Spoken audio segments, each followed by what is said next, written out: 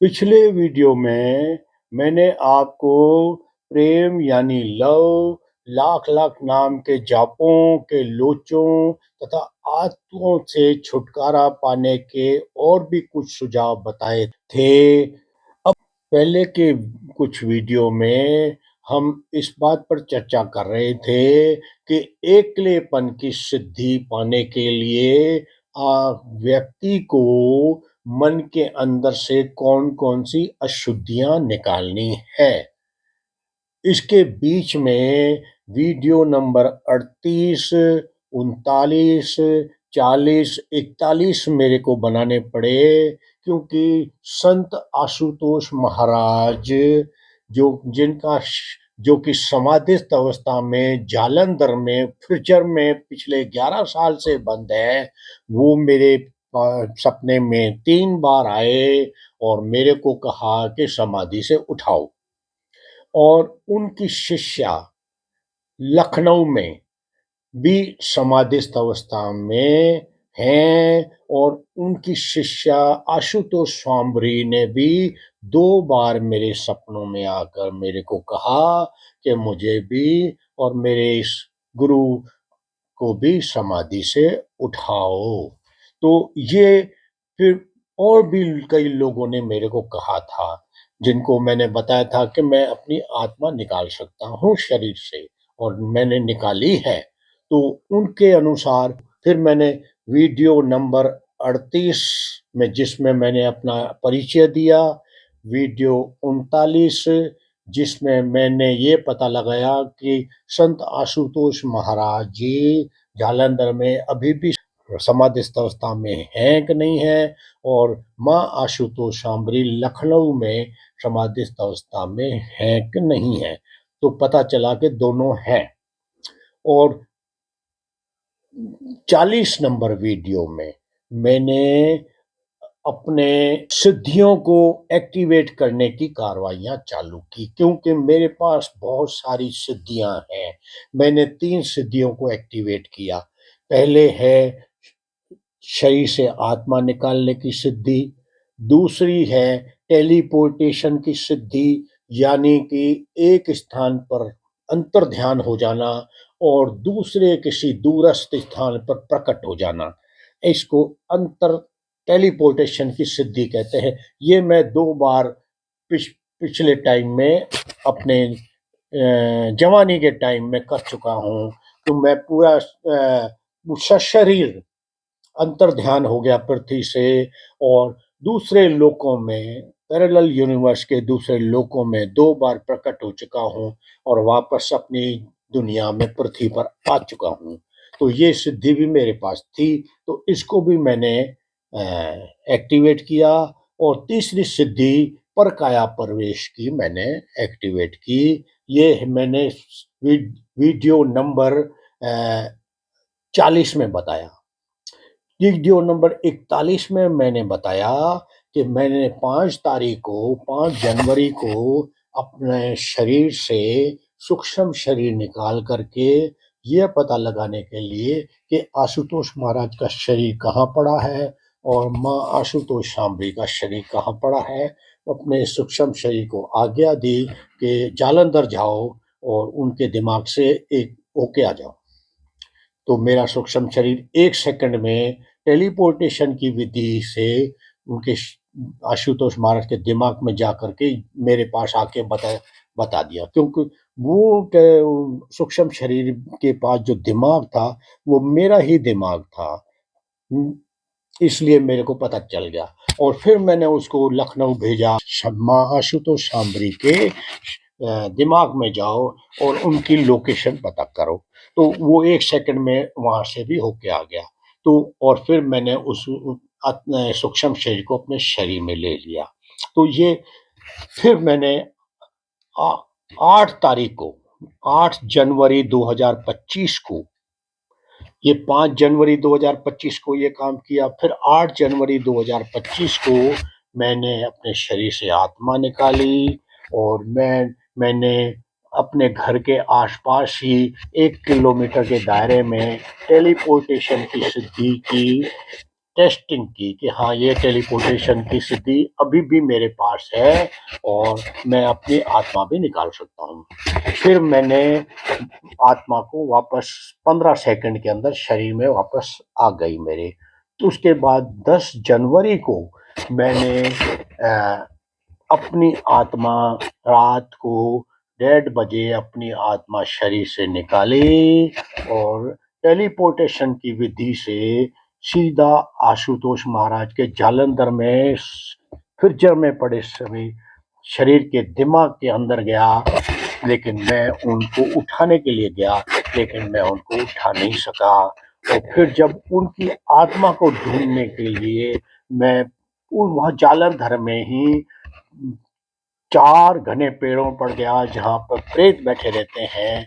वहाँ मेरे को 20-30 एक प्रेत मिले। तो वहाँ मैंने उनसे पूछा क्या संत आशुतोष महाराज जी की आत्मा भी यहीं बैठी है क्या? तो उन्होंने कहा, गर्दन हिला के कहा नहीं, मुंह से नहीं बोला। और फिर मैं वापस अपने घर के बाहर अब कार पार्किंग में आ गया। उसके बाद फिर यहाँ से फिर मैं लखनऊ गया माँ आशुतोष सांबरी के शरीर में आत्मा के रूप में। और फिर मैंने उनके दिमाग में उनको उठाने की बहुत कोशिश की, लेकिन मैं उनको उठा नहीं पाया। तो वो और फिर मैं वहाँ से निकल के फिर लखनऊ में मैं चार पेड़ों पर गया जहाँ प्रेत बैठे रहते हैं। तो वहां पर भी प्रेतों से मेरे को कहा माँ आशुतोष सांबरी की आत्मा नहीं है। और 8वें पेड़ पर 5 साधुओं के प्रेत बैठे थे, उनसे मैंने बातें की थी। और फिर मैं वहां से वापस अपने शरीर में आ गया था। टोटल 75 सेकंड तक मैं अपनी आत्मा शरीर से निकाली थी और वापस आत्मा शरीर में आ गई थी। इसलिए मैंने जो एकलेपन की सिद्धि को प्राप्त करने के जो अशुद्धियां निकालने वाले वीडियो थे, उनको बीच में रोक दिया था और अब मैंने वापस उनको चालू कर दिया है। पिछले 2 वीडियो इसी मामले में है। मेरे ये वीडियो नंबर 38, 39, 40, 41 सैकड़ों लोगों ने देखे, लेकिन लगता है कि सनातनी सब सोए हुए हैं, हिंदू सब सोए हुए हैं।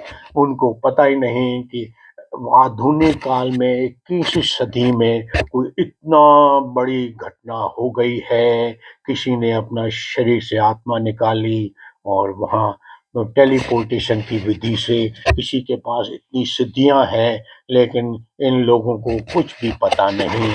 किसी ने भी कोई वीडियो को वायरल नहीं किया, पूरा वीडियो देखा भी नहीं। और ये हिंदू यानी सनातनी सोए हुए हैं, पता नहीं किस दुनिया में रहते हैं। और प्राचीन काल की बहुत दुनिया में रहते हैं। प्राचीन काल में किसने किसको कहा, एक 5000 साल पहले क्या हुआ, किसने कौन सा ज्ञान दिया, किसने कौन सी बात की, किस भगवान ने किसको क्या कहा, किसने क्या कहा, बस उसी में लगे रहते हैं। पता नहीं इतनी बड़ी घटना हो गई तो कोई भी वायरल नहीं हुआ। अब मैं अपने लियोपैथी के मूल ज्ञान पर आता हूँ। अब हम ये मान लेते हैं कि आपने अपने मन से सारी अशुद्धियां निकाल दी हैं और आप आगे और सिद्धियों तथा ज्ञान को और पाना चाहते हैं। और आपने लियोपैथी की सहयोग की साधना की प्रैक्टिस चालू रखी है। तो अब आपको 3 सिद्धियां मिल गई और आप चौथी सिद्धि एकलेपन की पाने के लिए साधना कर रहे हैं।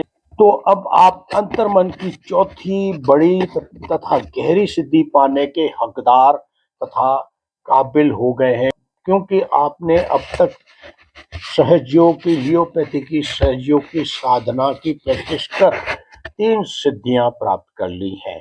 पहली सिद्धि निर्विचार की थी, जिसको प्राप्त करने के बाद आपके मन के अंदर एकाग्रता आई। दूसरी सिद्धि सूक्ष्म दृष्टि सूक्ष्म बुद्धि की थी, जिसको सिद्धि प्राप्त करने के बाद आपके अंदर अंतर्मुखी बन गए। बाह्यमुखी से अंतर्मुखी बन गए। और तीसरी सिद्धि आपने अपनी पांचों इंद्रियों के साधारण इंद्रियों के अतीन्द्रिय बनने की सिद्धि प्राप्त की। तो इन तीन सिद्धियों से यह तो पता चल गया कि आप मन की मन की दूसरी सचेतन मन की परत में जो भ्रमों और झूठों की दुनिया है, वहां से आपका चित्त निकल करके आपने साधना के द्वारा चित्त को और भीतर डाल दिया है कि मन की तीसरी अवचेतन मन की परत में, जहां सत्य और असली ज्ञान पड़ा हुआ है। आपकी सारा खजाना वहां पड़ा हुआ है, आपकी सारी सिद्धियां वहीं पड़ी हुई है, और आपने उसके अंदर प्रवेश कर लिया है। एकलेपन की सिद्धि बहुत बड़ी तथा गहरी है।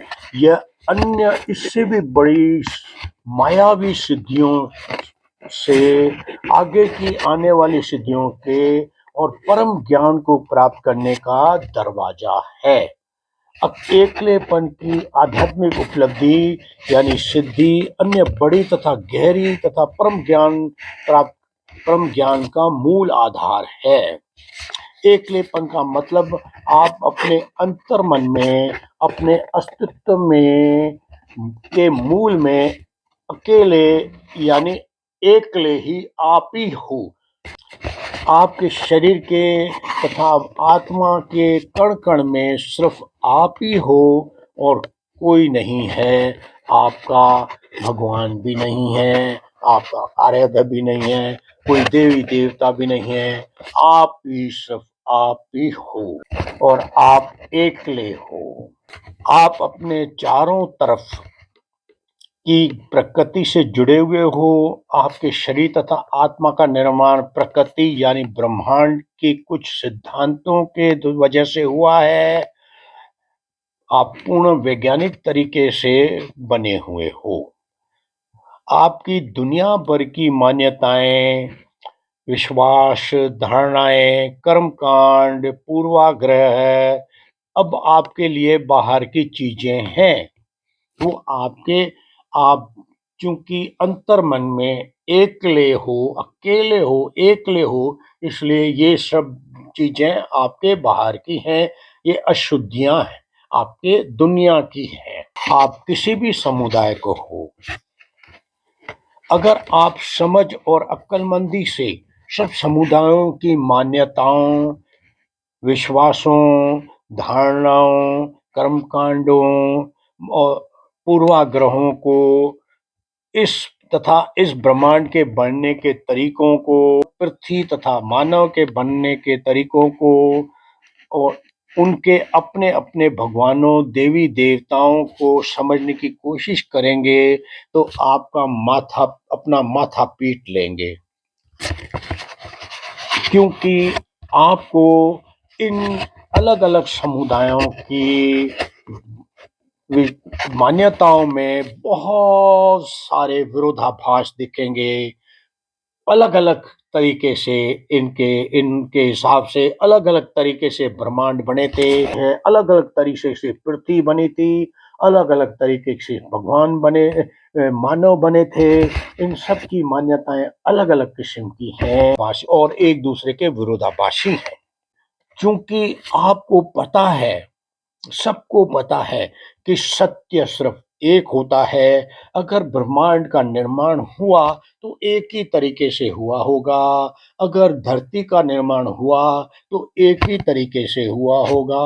अगर इंसान का निर्माण हुआ, ये जगत का निर्माण हुआ, हमारी दुनिया का निर्माण हुआ तो एक ही तरीके से हुआ होगा और वही सत्य होगा।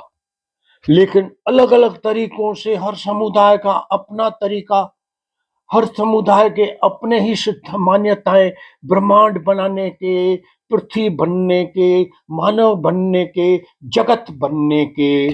तो इसका मतलब ये है कि उनमें सच्चाई का अभाव है।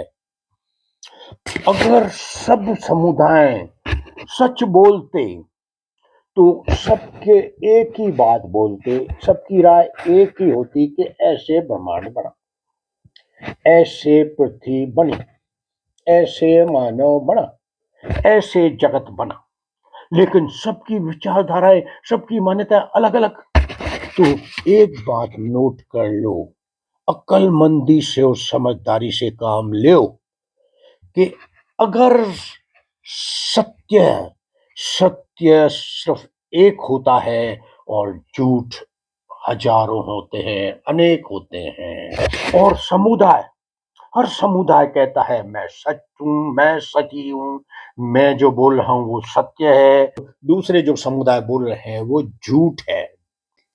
अगर सारे समुदायों को एक मंच पर एक राय बनाने के लिए बुलाया जाए, तो एक समुदाय उस मंच पर तलवारें और दूसरे हथियार लेके पहुंच जाएंगे और अपने किसी भी अपनी एक राय पर कायम नहीं होंगे, और वहां पर हथियार चलेंगे, तलवारें चलेगी, खून खराबे चलेंगे, क्योंकि सब अपनी अपनी सिद्धांत, अपने अपनी मान्यताएं जब रखेंगे तो दूसरे मानेंगे ही नहीं, और वो लड़ाई हो जाएगी। तो इसका मतलब, क्योंकि हर समुदाय कहता है कि मेरा जो सिद्धांत है, मेरा जो ब्रह्मांड बनने की बात है, मेरी जो मान्यताएं हैं वो ही सच है और बाकी सारे समुदायों की झूठी हैं। बस, तो आप समझ लो, आप जिस समुदाय के हो, क्या उसकी सारी मान्यताएं सच हैं? इसका आप देख लो, और दूसरे समुदाय की मान्यताएं और ब्रह्मांड बनने के सिद्धांत को भी ध्यान दो, और निचोड़ निकालो कि आखिर इतने सारे तरीके से सिद्धांत कैसे बना, इतने हर हर समुदाय के अपने अपने भगवान देवी देवता कैसे बन गए। कहीं ना कहीं कुछ लोचा है, कहीं ना कहीं दाल में कुछ काला है, और वो काला आपके सब झगड़ों की जड़ है। इस दुनिया में घर घर के अंदर क्लेश हो रहे हैं, समाज में ऊंच नीच है, तू मैं, तेरा मेरा, और ये समाज के अंदर इतनी हिंसाएं, क्रूरताएं, भ्रष्टाचार, बलात्कार, हत्याएं, आत्महत्याएं, दंगे फसाद, तोड़फोड़, आगजनियां, और ये युद्ध, मिसाइल बम, परमाणु बम। तो ये इस काली दाल काली है, लोचा है, तुम्हारे दिमाग में लोचा है। उन लोचे को समझो और उसको निकालो। एक राय पर सारी दुनिया के लोग एक राय बनाओ कि आखिर ये ब्रह्मांड बना कैसे, ये हमारा सोलर सिस्टम, हमारी पृथ्वी बनी कैसे, और हम कैसे बने। एक राम कायम करो, और एक ही सत्य होता है, बाकी ज्यादा है तो झूठ के अलावा कुछ नहीं है। मैं किसी भी समुदाय के खिलाफ नहीं हूं, लेकिन आप लोगों को समझ और ज्ञान देना मेरा फर्ज है।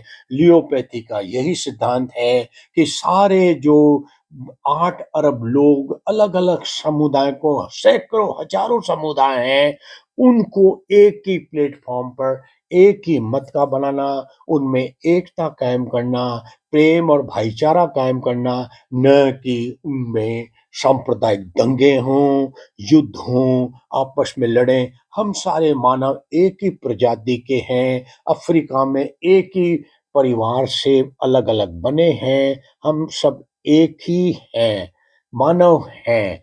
हमने अलग अलग मुखौटे, अपने अपने समुदायों के मुखौटे पहन रखे हैं, और इसलिए हमारे बीच में फूटें पड़ गई हैं। अब आपको ये समझना है कि इन मानव, 8 अरब मानवों के बीच में फूटें किसने डाली है, कौन फूट डाल रहा है, ये आपको समझना है। जिस दिन आपको सत्य का पता चलेगा, तभी दुनिया में शांति स्थापित होगी, भाईचारा, विश्वास स्थापित होगा, और दुनिया में स्वर्ग बनेगी। क्यों? कि अगर लोगों के दिमाग में झूठ है, तो दुनिया नरक है, अगर लोगों के दिमाग में सच है तो दुनिया स्वर्ग है। ये सिद्धांत है और ये सत्य है। अब तक धर्म युद्धों में प्राचीन काल से करोड़ों बेकसूर मानव मारे गए हैं।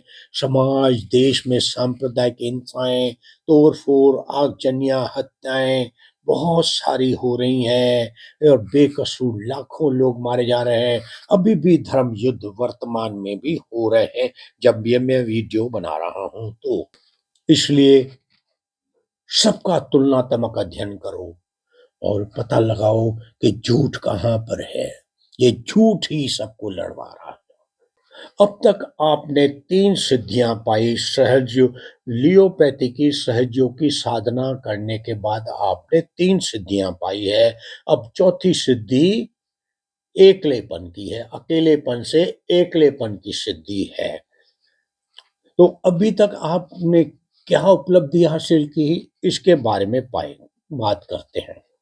अकेलेपन से एकलेपन की सिद्धि को इंग्लिश में लोनलीनेस से अलोननेस की सिद्धि कहते हैं। अब आपका चित्त मन की दूसरी सब चेतन मन की परत से निकल करके सब सब चेतन मन की झूठों और भ्रमों की दुनिया से निकल करके मन की तीसरी भीतरी अवचेतन मन की असली सत्य और असली ज्ञान की दुनिया में आ गया है और आपने 3 सिद्धियां तो प्राप्त कर ली है।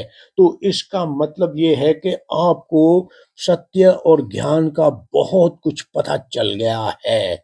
यहाँ इसलिए असली सत्य और असली ज्ञान की दुनिया में आपके समुदाय की वाली आपके समुदाय वाली मान्यताएं, धारणाएं, विश्वास, पूर्वाग्रह की भ्रमित बाहरी दुनिया की बातें नहीं चलेंगी। वहां सिर्फ सत्य ही चलेगा और असली सत्य, असली ज्ञान ही चलेगा कि आप अपने अंतर मन की सच्चाइयों वाली दुनिया में अपने स्वयं के बलबूते पर स्वतंत्र विचारधारा के साथ अकेले यानी एकले खड़े हो पाए। इसका मतलब यह नहीं है कि आप अपने परिवार वालों से, अपने रिश्तेदारों से, बिरादरी से, समाज से या अपनी दुनिया से कट जाओगे। नहीं, बल्कि आप अपने परिवार वालों, रिश्तेदारों से, बिरादरी वालों से, समाज वालों से तथा इस दुनिया के सब लोगों से ज़्यादा जुड़ जाओगे क्योंकि आप असली सत्य, असली ज्ञान को जान चुके हो और सत्य और ज्ञान लोगों को जोड़ते हैं, लोगों में एकता कायम करते हैं, अपनापन लाते हैं, लोगों में आपस में प्रेम, भाईचारा, विश्वास, बराबरी तथा सम्मान लाते हैं।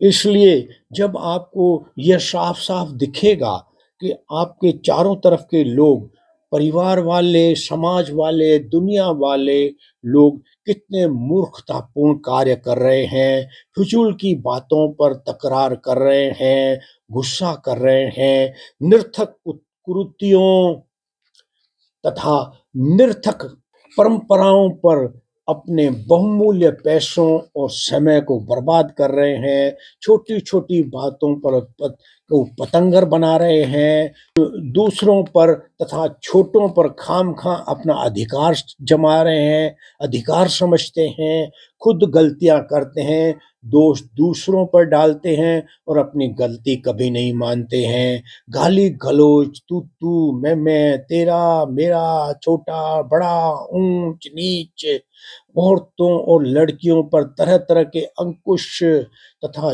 जुल्म आप अपने चारों तरफ परिवारों में, समाज में, दुनिया में होते हुए देखेंगे।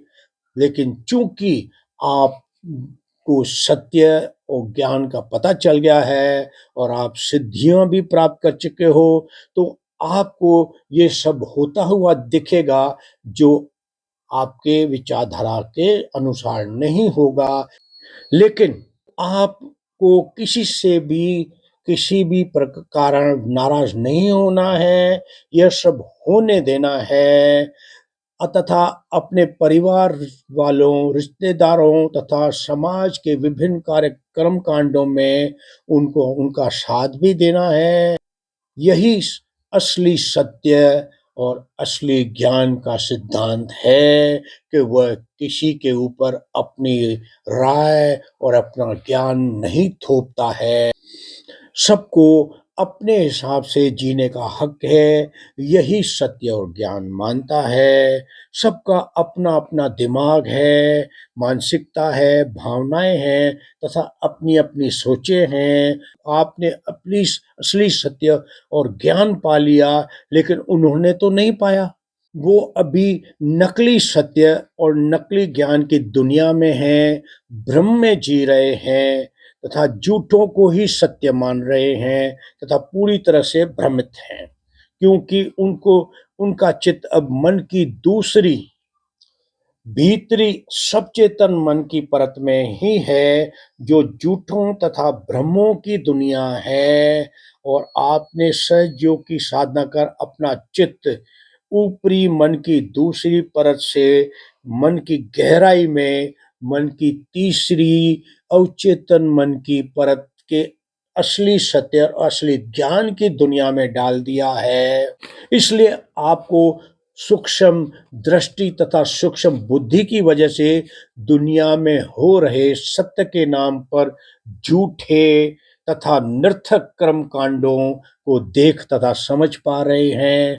फिर भी आपको अपने अंदर शांत रहना है, अपने परिवार वालों, रिश्तेदारों, बिरादरी वालों, समाज वालों, ऑफिस वालों तथा दोस्तों को भी और दुनिया के लोगों को भी अगर आप सत्य और ज्ञान के बारे में बताएं, तो आप उनको लियोपैथी के एपिसोड देखने के लिए कहें, लियोपैथी के सहयोग की विधि की जानकारी दें, ताकि वे भी असली सत्य और असली ज्ञान प्राप्त कर सकें। फिर आपसे बातें करने के लिए सही असली ज्ञानी लोग मिल जाएंगे, क्योंकि असली सत्य और असली ज्ञान तो मानव के जन्म के वक्त ही उसके डीएनए ने उसके अंतर मन में, मन की तीसरी अवचेतन मन की परत में डाल दिया था। और दुनिया के लोग जो शास्त्रों और ग्रंथों के पंडित हैं, वो वो सत्य और ज्ञान के प्रवचन कई बड़े-बड़े आयोजनों में, पंडालों में दे रहे हैं, लेकिन वो के पास अगर स्वयं का ज्ञान होता, तो वो अपने स्वयं के ज्ञान की बात करते। वो तो पंडित हैं, वे शास्त्रों और ग्रंथों की बात करते हैं, वो दूसरों के ज्ञान की बात करते हैं। इसलिए आप उनको भगवान मानते हो, खुद को भक्त मानते हो, पता नहीं ज्योतिष के शास्त्रों के ज्ञाता को तो आप ज्योतिष का पंडित मानते हो, धार्मिक शास्त्रों के ज्ञाता को आप भगवान मानते हो। ये आपकी बुद्धि को समझ से परे। अब आप यह मान सकते हैं कि आपने दुनियादारी की सारी अशुद्धियां अपने मन से निकाल ली, जैसे कि मैंने पिछले वीडियोस में आपको बताया था। अब आप अपने अंतर्मन में पूर्णतः अकेले, एकले, निर्विचार, एकाग्र, अंतर्मुखी, सूक्ष्म बुद्धि, सूक्ष्म दृष्टि वाले हो। तो इसका मतलब यह है कि आपने अभी स्कूल बोर्ड की 12वीं की कक्षा की परीक्षा को 90% 95% अंकों से पास कर लिया। इस तरह से आपने जो अशुद्धियां निकाली, इससे आपने बाहर की दुनिया को जीत लिया। अब आपको आगे बढ़ना है, तो आपको डिग्री कोर्स में ज्वाइन करना पड़ेगा। डिग्री कोर्स आपको डिग्री लेनी पड़ेगी, बैचलर ऑफ साइंस की डिग्री लेनी पड़ेगी, तब आपको एकलेपन की सिद्धि मिलेगी।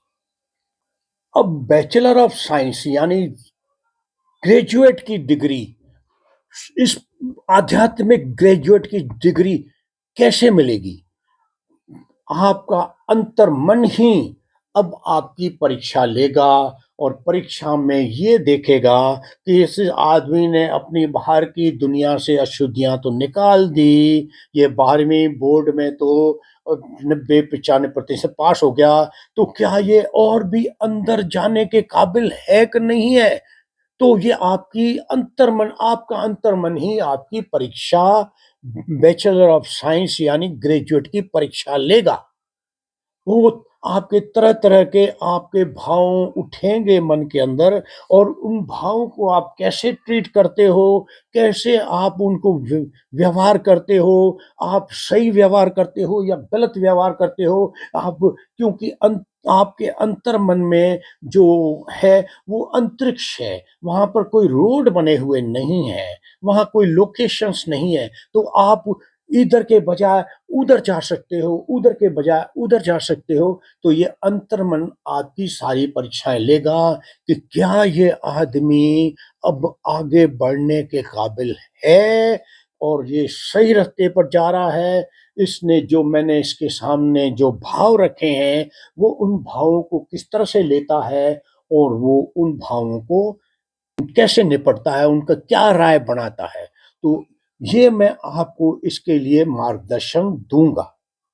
आप वही करना तो आप अंदर में एकलेपन की उस दरवाजे के अंदर जा पाओगे और आप अंतर्मन के दुनिया के एक ग्रेजुएट बन जाओगे। ग्रेजुएट यानी बहुत बड़े आध्यात्मिक ज्ञाता, सत्यों के ज्ञाता, सिद्धियों के ज्ञाता।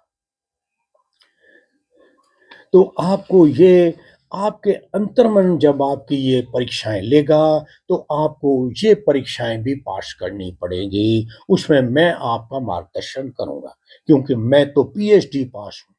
मैं तो परम ज्ञान भी प्राप्त किया। मैंने तो कई मायावी सिद्धियाँ भी प्राप्त की है और मायावी सिद्धियों का उपयोग भी किया है। मैंने अपने वीडियो में बताया है, आप देखते नहीं हो तो आपको पता नहीं है। मैं क्या करूँ? अभी तो मैं बहुत सारी सिद्धियाँ बताई नहीं है आपको क्योंकि मेरे सब्सक्राइबर बहुत कम हैं। लाखों सब्सक्राइबर हो जाएँगे तो इतने से दुनिया के रहस्य खोलूँगा जो आप अभी तक जिनको आप अभी तक दुनिया रहस्य ही मानती है। उनके बारे में दुनिया को कुछ पता नहीं है, लेकिन मेरे को तो पता है। मैं वैज्ञानिक हूँ और आध्यात्मिक जगत का एक ज्ञाता हूँ। सिद्धियाँ हैं मेरे पास, परम ज्ञान, परम मैं मूल ज्ञानी हूँ। लोग नहीं मानते, नहीं मानो। दुनियादारी की जो बातें हैं, उसमें तो आपने वो कोर्स तो पूरा करके आपने पास कर लिया। अब अंतर्मन आपकी परीक्षा लेगा। अभी तो आप एक हीरे की खदान से निकले हुए मिट्टी तथा कीचड़ से सने हुए बिना तराशे हीरे की तरह हो।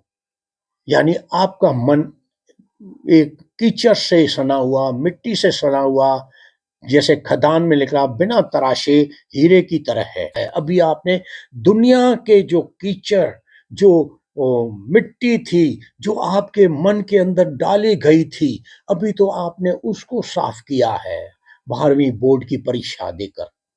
लेकिन आप अभी बिना तराशे गए ट्रांसपेरेंट, क्योंकि आपने मिट्टी और कीचड़ हटा दिया है, तो आप ट्रांसपेरेंट चमकीले हीरे की तरह आपका मन हो गया है। आप लेकिन आपका हीरा अभी तराशा नहीं गया है। अब आपका अंतर्मन उस हीरे को यानी आपके मन को तराशेगा और असली हीरा बनाएगा। ये होगा ग्रेजुएट की परीक्षा। आप बिना तराशे गए ट्रांसपेरेंट चमकीले हीरे की तरह आपका मन तथा आपका हीरा दिख रहा है। ट्रांसपेरेंट चमक का यह मतलब है कि आपने अपने मन से सारी दुनिया की अशुद्धियां, मिट्टी, कीचड़ साफ कर दिया है। अब आपका मन प्राकृतिक तौर पर शुद्ध, पवित्र और निर्विकार है। जैसा कि आपका मन आपके जन्म के समय था। जन्म लेने वाले बच्चे का मन शुद्ध, पवित्र तथा निर्विकार होता है तथा पूर्ण तौर से ट्रांसपेरेंट होता है।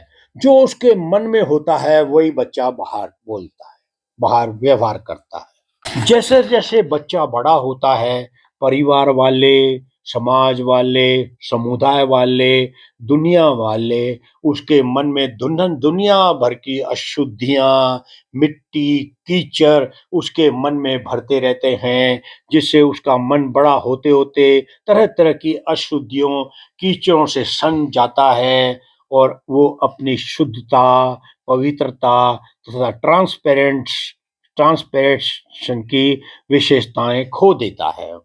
अब बड़ा होने पर उसके मन के आर पार नहीं देखा जा सकता, इसलिए एक इंसान दूसरे इंसान को न तो समझ सकता है और न ही उसके मन के अंदर दबी किस छिपी दबी और छिपी नियतों को पहचान पाता है। इसलिए हर इंसान दूसरे इंसान से मानसिक तथा भावनात्मक रूप से बिल्कुल अलग है। किसी के मन में क्या है, क्या पक रहा है, दूसरा नहीं पता नहीं लगा पाता। किसी का किसी पर कोई भरोसा करना मूर्खता हो गई है। अपने भी अपनों को कभी भी धोखा दे देते हैं। गहरे से गहरा सच्चा दोस्त कब धोखा दे जावे नहीं, कोई भरोसा नहीं। पैसे उधार मांगने वाला लाख बार कहेगा कि फला फला तारीख को मैं साहब का सारा पैसा लौटा दूंगा, लेकिन उनकी नीयत लौटाने की अंदर मानसिक तौर से उनकी नीयत लौटाने की है कि नहीं है, ये इसका पता नहीं चलता। और करोड़ों लोगों से वादा करते हैं कि फलाने तारीख को पैसा उतार दूंगा, लेकिन वो पैसा कतई नहीं देते। और अगर उनसे बड़ा पैसा है, अगर उनसे बात हो तो वो मार भी देते हैं कि ये पैसा मांग रहा है, इसको मार डालो, छुटकारा ले लो। पैसा मांगने वाला कहता है इसकी कसम उसकी कसम मैं आपको पैसा लौटा दूंगा, लेकिन करोड़ों लोग लौटाते नहीं है। लाखों लोग धोखा खा रहे हैं। लड़कियों को कहते हैं कि संबंध बना लो, लाखों लोग हमेशा कहते लड़कियों को कहते हैं कि संबंध बना लो, मैं बाद में तुमसे शादी कर लूंगा। संबंध बनाने के बाद धोखा देते हैं। करोड़ लड़कियों को धोखा मिलता है, संबंध बनाने के बाद धोखा मिलता है। इसलिए मैं लड़कियों को यह कहना चाहता हूँ, दुनिया भर की लड़कियों को यह कहना चाहता हूँ कि शादी से पहले किसी से भी संबंध कभी मत बनाना। सिर्फ उसको कहना कि पहले शादी कर, उसके बाद पत्नी के रूप में, पति के रूप में कुछ भी करो, पहले शादी कर, वरना कई लाखों लोग धोखा देते हैं। तुम भी धोखा दे सकते हो, कोई भरोसा नहीं। इसलिए सिर्फ शादी के बाद ही अपने पति से संबंध बनाना, वरना धोखा लगने के पूरे चांस होते हैं। प्यार में लाखों को धोखा मिलता है, चाहे लड़की हो चाहे लड़के हों।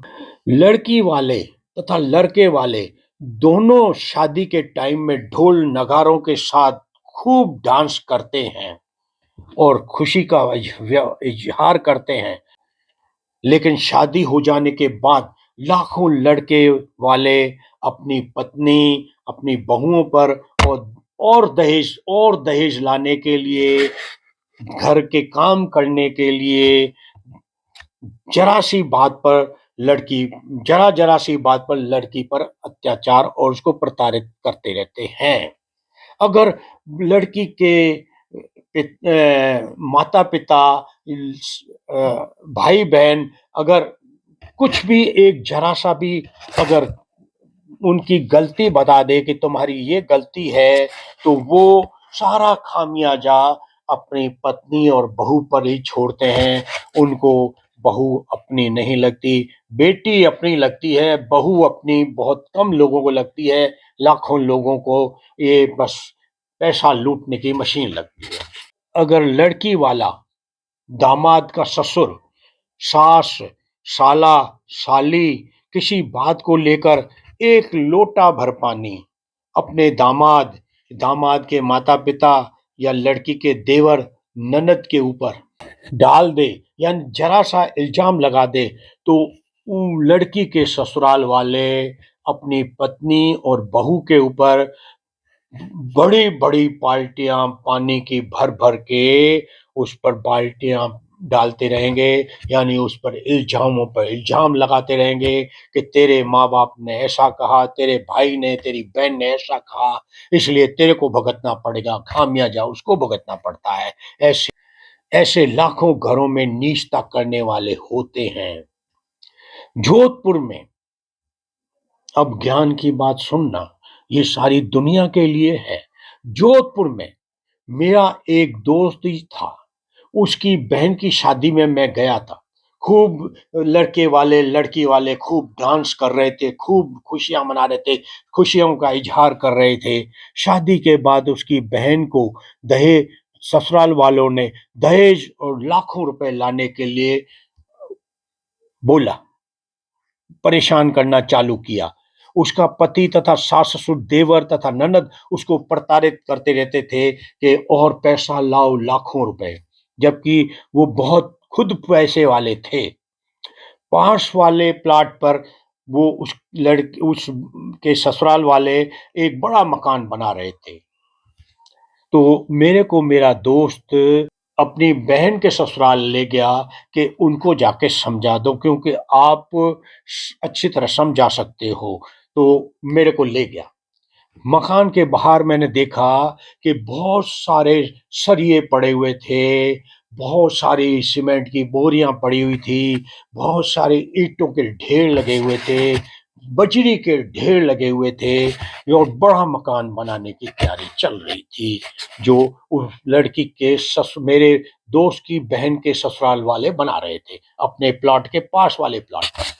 मैं अंदर जाके बैठा तो मेरे उस कमरे के अंदर लड़की का पति, लड़की का ससुर, लड़की की सास और लड़की के देवर बैठे थे। तो मैंने उनको कहा कि आपके यहाँ तो दो मकानों का निर्माण हो रहा है। एक तो ये बाहर वाला निर्माण है, ये तो बहुत छोटा निर्माण है। इससे बहुत बड़ा निर्माण भी आप लोगों के घर में हो रहा है। तो वो आश्चर्य करने लगे, कौन सा बड़ा मकान, हमारा तो एक ही मकान का निर्माण हो रहा है, और कौन सा बड़ा मकान का निर्माण। क्या आपको होश ही नहीं है? आपको पता ही नहीं है? आपने इसके लिए तो सरिये, लोहे के सरिये मंगा लिए, सीमेंट की बोरियां मंगा ली, ईंटों के ढेर मंगा लिए, बजरी के ढेर मंगा लिए, लेकिन जो दूसरा इससे भी बड़ा मकान का निर्माण हो लिया, उसके लिए आपने क्या कहा, क्या किया? कोई लोहे का सामान लाए, तो सीमेंट का सामान लाए, कोई ईंटों का सामान लाए, कोई बजरी का सामान लाए। ये नहीं, कौन सा सामान, कौन सा निर्माण, हमको कुछ पता नहीं। मैंने कहा समझो, ये पत्नी है आपके घर के अंदर, आपकी बहू है, और ये कितनी बेसहाय, सकुचाई और दुबली अवस्था में दिख रही है, और कितनी डरी डरी दिख रही है, और इसके पेट में आपके खानदान का बच्चा है, ये प्रेग्नेंट है। तो इसके पेट के अंदर आपके खानदान के बच्चे का निर्माण हो रहा है। अब ये 3 महीने की प्रेग्नेंट है, तो आपने इसके लिए, जैसे आपने उस मकान के लिए सारा सामान मंगा लिया, लोहे के सरिये मंगा लिए, सीमेंट की बोरियां मंगा ली, ईंटें मंगा ली और बजरियां मंगा ली, तो आपने अपने इस बच्चे के निर्माण के लिए, जो आपका ही खानदान का बच्चा है, जो इसके पेट में जिसका निर्माण हो रहा है, उसके लिए इसको आयरन की गोलियां मंगा के दी। आपने सीमेंट के तौर पर इसको कैल्शियम की गोलियां दी? नहीं। आपने ईंटों के तौर पर इसको फोलिक एसिड की गोलियां दी? आपने बजरी के तौर पर इसको विटामिन की गोलियां दी? नहीं दी। अभी 12 बजे हैं दोपहर के, और अभी तक इसने खाना नहीं खाया। आपने इसको खाना नहीं खिलाया, तो आपने किसको खाना नहीं खिलाया? किसको भूखा मार रहे हो? इस बहू को, पत्नी को, या अपने इसके पेट में पड़ने वाले बच्चे को भूखा मार रहे हो? दुबला पतला बीमार कमजोर बच्चा पैदा होगा। आप जुल्म इस पर नहीं कर रहे हो, अपने आने वाले खानदान के बच्चे पर भी जुल्म कर रहे हो। आप अपने खानदान को क्या बनाना चाहते हो? एक दुबला पतला बीमार बच्चा पैदा हो, आपके खानदान का वारिस बने। ये जो मकान बना रहे हो भाई, ये इसका मालिक पैदा हो रहा है, इसके अंदर का निर्माण हो रहा है। तुम तो चले जाओगे दुनिया छोड़कर, वो उसका क्या करोगे? तो अपने खानदान की तो नींव तो मजबूत करो। किसको खुद नहीं खा करके भी अपनी पत्नी और बहू को खिलाओगे, तो इसके पेट में जो आपके आने वाला खानदान का चिराग है, ये उसको मिलेगा। आप इसको नहीं दे करके उसको नहीं दे रहे हो, अपने ही खानदान को कमजोर कर रहे हो, आने वाली पीढ़ियों को कमजोर कर रहे हो। कुछ होश में हो कि नहीं हो? पैसे मांग रहे हो उनसे कि तुम ये मकान बनाए हैं तो पैसे तुम दो। क्यों दे भाई? तुम खुद पैसे वाले हो। अकल है अपने खानदान को मजबूत बनाने या अपनी आने वाली पीढ़ी को कमजोर बना रहे हो? तो आपका बच्चा अगर ये चीजें नहीं दोगे तो कल मरा हुआ पैदा होगा। मार रहे हो अपने बच्चे को। अपने होने वाले चिराग के सबसे बड़े, दुनिया के सबसे बड़े दुश्मन आप खुद हो। उसका बच्चे का, चाहे लड़का हो चाहे लड़की, उसका दादा आप हो, उसकी दादी आप हो, उसका बाप आप हो, और आप ही उसके सबसे बड़े दुश्मन। उसको मारने की तैयारियां कर रहे हो। तुम समझ रहे हो हम बहू पर जुल्म कर रहे हैं, अरे तुम अपने बच्चों के पेट में पलने वाले बच्चे पर जुल्म कर रहे हो। और अभी से सबसे बड़े दुश्मन तो तुम हो। कहाँ है होश तुम्हारा? सिर्फ इस मकान में। कुछ समझो, समझो, कुछ अक्ल से काम लो। ये तुम्हारे घर की मेंबर है, ये तुम्हारी, ये जो तुम्हारी इसकी, ये जो इसकी सास है ना, और जिस तो तुम ससुर हो ना, तुम उसकी सास हो, तुम चले जाओगे दुनिया से तो ये मालकिन होगी इस घर की। अक्ल से काम लो। एक हफ्ते बाद मेरा दोस्त मेरे पास आया और बोला कि आपके उसको समझाने का बहुत असर पड़ गया। उन्होंने मेरी बहन को खिलाना पिलाना चालू कर दिया, सारी डॉक्टर के पास ले गए, सारी दवाइयाँ, सारी गोलियाँ उसको देने लगे। उनको पता चल गया कि हम एक निर्माण तो बाहर मकान का कर रहे हैं और एक निर्माण अपने खानदान के आने वाले चिराग का कर रहे हैं। तो मेरी बहन अब अपने ससुराल में खुश है। इस तरह से तुम कर रहे हो, लाखों लोग कर रहे हैं, तुम लोग कर रहे हो अपने ही चिराग पर, अपनी बहू पर, अपनी पत्नी पर जो जुल्म कर रहे हो।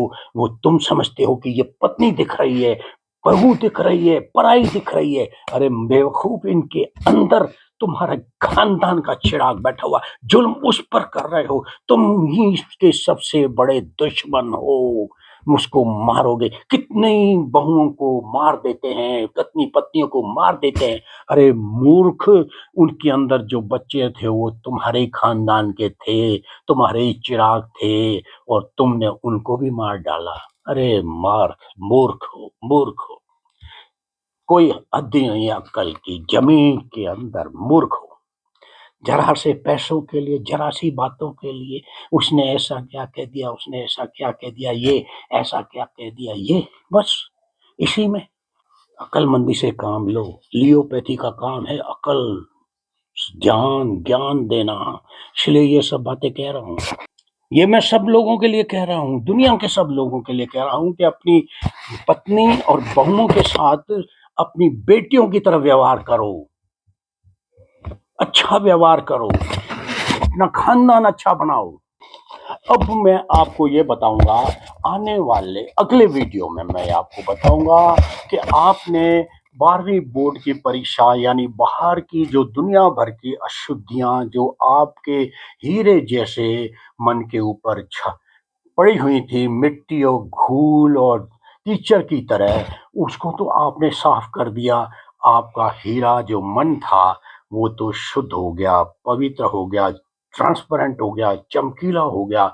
लेकिन अभी वो तराशा हुआ नहीं है। अब उस आपका मन, आपका अंतर्मन, आपकी आत्मा अब उस हीरे को तराशेगी।